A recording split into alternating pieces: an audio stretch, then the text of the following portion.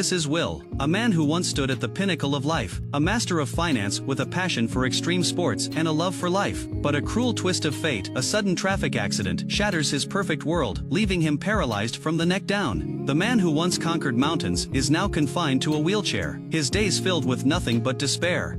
On the other side of town lives Louisa, a quirky and cheerful young woman whose life is as colorful as her wardrobe. But she too faces a crisis when the cafe she has worked at for 6 years suddenly closes, leaving her unemployed. Desperate for a job, she stumbles upon an unusual high-paying offer, a caregiver for a disabled man. Despite having no experience, Louisa nervously attends the interview at a Grand Castle, Will's family home. Her candid and slightly clumsy honesty surprisingly wins over Will's mother, Camilla.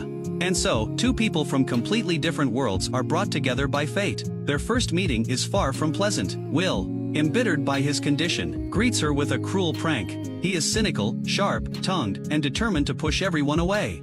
Louisa, though intimidated, persists, needing the job to support her family. The initial days are a trial of patience and awkwardness. A turning point comes when Will challenges her to watch a film with subtitles, opening her mind to new experiences. They share their first genuine conversation, and a fragile connection begins to form between them. But just as their bond deepens, Louisa overhears a shocking conversation. Will has made a pact with his parents. He has given them 6 months, after which he intends to end his life at an assisted suicide facility in Switzerland.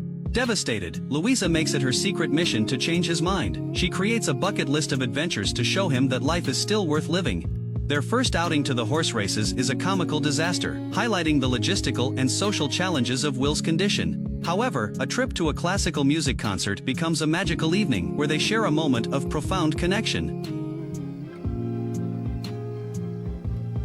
I just want to be a man who's been to a concert with a girl. Their feelings grow as they attend the wedding of Will's ex-girlfriend and best friend. On the dance floor, surrounded by his old life, Will opens up to Louisa. Do